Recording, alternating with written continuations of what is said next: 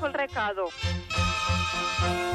No cal, no. Que el tenim aquí, en Jair Domínguez, i com hem dit abans, per parlar precisament d'Altafulla, la que havia estat una localitat de gent rica en el seu dia. Ai. Sí, senyors. Atenció, perquè finalment, després de 7 mesos de secció, Sí? crec que hem trobat l'autèntic superheroi català. No em diguis. En Ramonet d'Altafulla. Era un dels propòsits d'aquesta secció. Trobar el superheroi català, que és, que abans ho hem sentit bé, Sí, en Ramonet d'Altafulla. Ramonet d'Altafulla. Ramonet perquè es deia Ramon, Sí, i Altafulla perquè vivia allà. perfecte. De moment és tot molt coherent. Era el Jack Bauer de l'època, o el Chuck Norris, o millor encara, el Fari de l'època.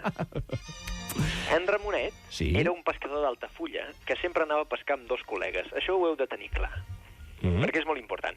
Un dia estava esperant els col·legues i els tios, allò que fan els pescadors, es retracen 5 minuts. Ai. El tio què fa, en Ramonet? Veu que el mar està perfecte per anar a pescar i pensa que els donin pel cul. I se'n va sol. Per 5 minuts, eh?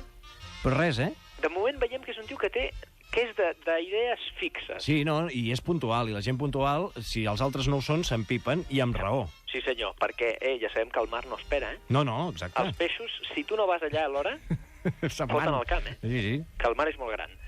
Total, que en Ramonet se'n va a pescar a alta mar i pesca com un dimoni. Tonyines a cops de puny, omple la barca, i com que està fet pols, perquè ja sabeu que cansa molt pescar tonyines amb les mans, es tapa amb una manta i es posa a dormir. Molt bé. Al mig del mar. Dins la barca plena de peixos. Una barca plena de tonyines, una barca de pescar llobarros plena de tonyines. Important també saber-ho, eh? O sigui que no cabia res allà dins. Això també li afegeix èpica, al personatge. Molt.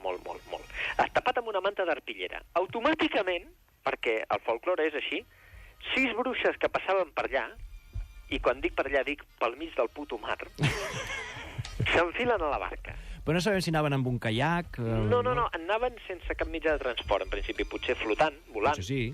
No se sap. Hi ha molta tradició de bruixes, Altafulla? Sí. Fins i tot es dedica una fira anual al món de les bruixes i a tota la paranormalitat. Doncs mira, devia ser... Perquè si anaven en grups de 6, això ja es veu. Sí, home, i tant. Total, s'enfilen a la barca i un cop a dalt de la barca diuen barca per 6. Però així, eh? Així.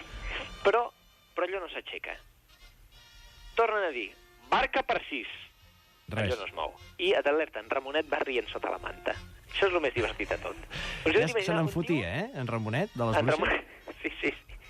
Total, que una de les bruixes pregunta a les altres: alguna de vosaltres està embarassada? Perquè aleshores no seríem 6, sinó 7. Epa! Important, eh? Llavors les bruixes diuen, no, jo no, però de totes maneres diuen, va, barca per 7. I la barca surt volant pels aires. Apa, que bé! A sus órdenes! Aquesta escena ha provocat una rialla d'en Jordi Ventura, que ja és aquí preparant la seva ponència. Bon dia, Jordi. Però no era per això que explicava. Estaves rememorant coses. Molt bé. Està veient la roda de premsa d'en Zapatero i se li escapa el riure. Sense sentir què diu, eh? Total, que la barca surt volant pels aires. I a on va? Doncs, nois, érem a Altafulla, no? Sí. Doncs la barca se'n va a Amèrica. Què dius ara? De veritat. Ostres. I allà la lien part de les bruixes.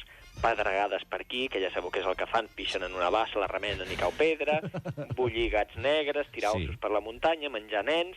Costa est o costa oest? No sabem. No se sap. Jo crec que est.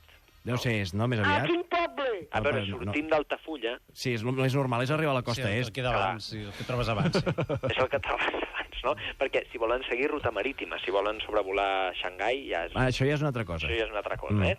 En fi, total, mentre està passant això, mentre van fent maleses, Ramonet prenent nota sota la manta, eh? I rient. Amb una molesquina, rient i apuntant el que fan. Que una ha fet pedregar, l'altra bullegat... Total, que les bruixes tornen a Altafulla, Ramonet sota la manta, despert. Sí. Quan estan a punt de marxar, arriben a Altafulla, quan estan a punt de marxar, en Ramonet surt de sota la manta amb una tonyina i les mata una per una. Què dius ara? A les bruixes, eh? A cop de tonyina? A cop de tonyina. Mare de Déu. Què passa?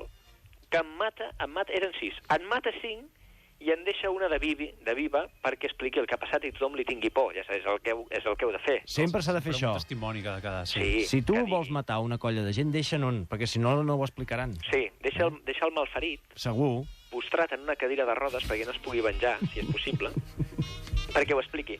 Total, què passa? Que com que està molt fosc no veu qui és, i quan s'acosta a dir-li que ha d'escampar la paraula, que en Ramonet no se li pren el pèl i no se li roba la barca, descobreix que aquella bruixa és la seva dona. No, home, no. Sí. La bruja Piti! Però quin gir dramàtic de la història més fantàstic. De veritat que Però és encara no havia fantàstica. sortit, no? La No. dona ha aparegut No. allà. Val. Ja està.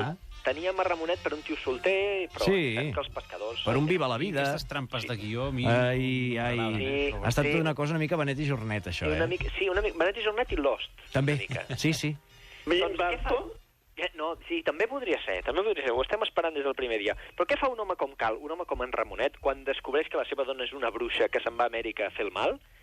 Doncs li carre una pallissa que, segons el folklore popular, se li van treure les ganes de ser bruixa mai més.